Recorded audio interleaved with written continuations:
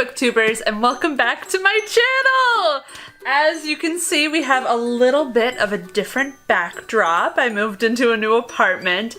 Isn't this just the greatest place you've ever seen?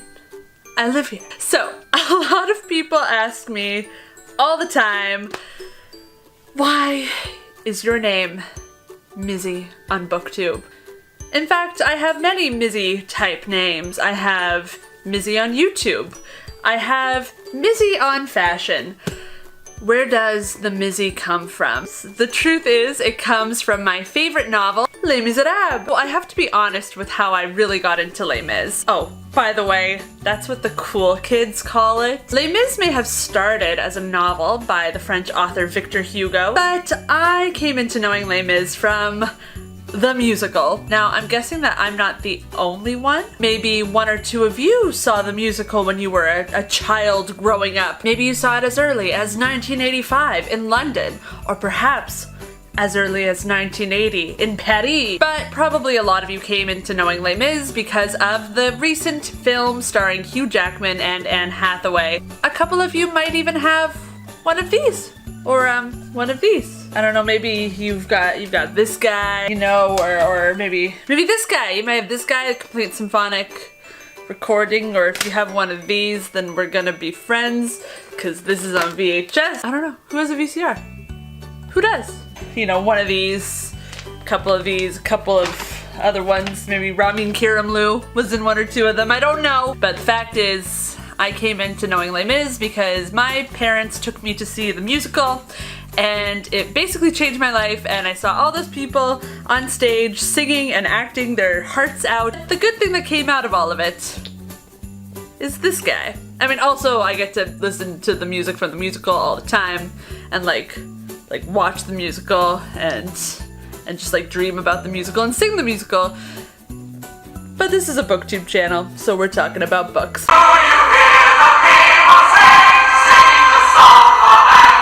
Les Misérables was written by Victor Hugo and published in 1862. It follows the story of a man named Jean Valjean who stole a loaf of bread and went to jail for a long time. And then he gets out of jail and he breaks his parole. And this police officer, Javert, is really mad about it and pretty much follows him for the rest of his life.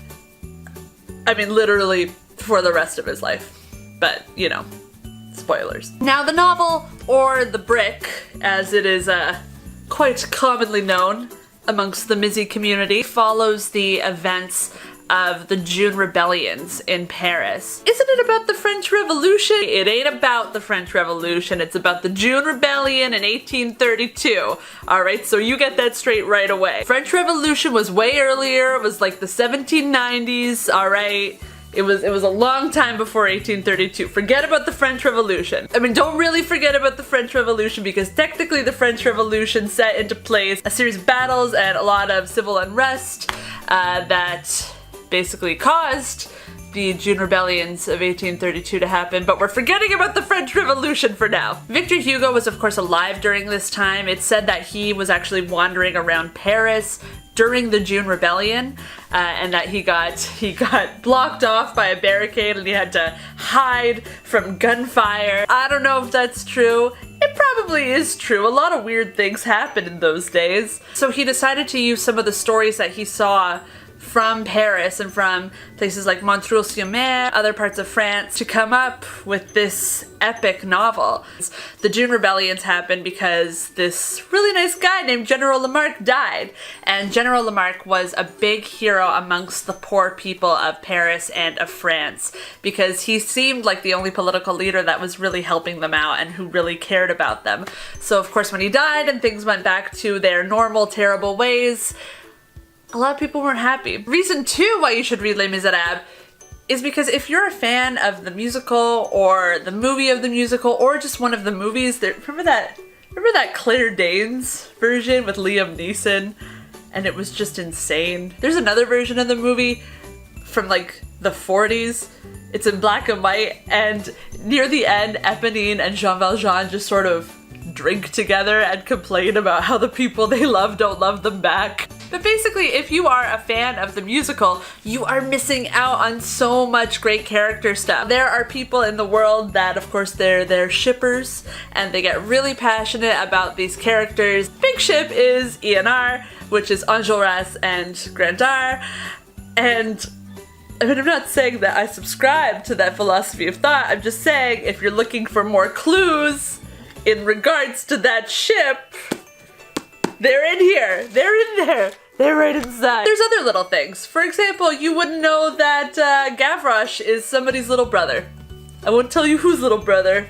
You gotta read the book to find out. And I can't tell you more than that because it would spoil everything. You're not gonna hear the stories of what actually happened to Fantine, that she had a baby. You're not gonna see how Jean Valjean managed to evade Javert for all those years. Also, Thénardiers, way scarier in this guy than they are in the musical. Like, way scarier. Without reading the book, you miss out on all these great character interactions. If you like the Amis, you gotta read this. Reason 3 why you should read Les Mis, cause it's really relevant today. Now, Les Misérables, it doesn't directly translate to the miserable people. That's a common misconception. One novelist, Suzanne Allen, actually says it would be better translated to the outsiders. And that really comes through in this book. I mean, Les Mis is about the forgotten people. You know, we live in a time today where, yeah, you got the 1%, and then you've got a whole bunch of like middle-class people, and then you've got these poor people that are just forgotten and left out in the dirt. And Les Mis is really about those people, the people who have been discarded, the people who have been dispossessed, the people on the outside. And it's about how they fight back. So I think it's a really relevant novel today, and it will probably be a really relevant novel for a very long time, which makes me very upset. But nonetheless. Reason 4 you should read Les Mis is there's an elephant in it. I like elephants. Now for my tips for reading Les Mis. First time I read Les Mis, I was in grade 7. And again, it's because I was obsessed with this. I have a problem, and I thought, I can read Les Mis. I like books. I've read Harry Potter. I could read a 1,500-page novel. The first tip is you just gotta sit down and read the thing. It's a really long book. It takes a long time to read. There's a lot of really boring parts if you read it unabridged, but it's really worthwhile to get that little character nitty-gritty, that story nitty-gritty. Jean Valjean is like the best character of all time. He was actually inspired when Victor Hugo was walking down the street, I think 1829, and he literally saw a man being arrested for stealing a loaf of bread.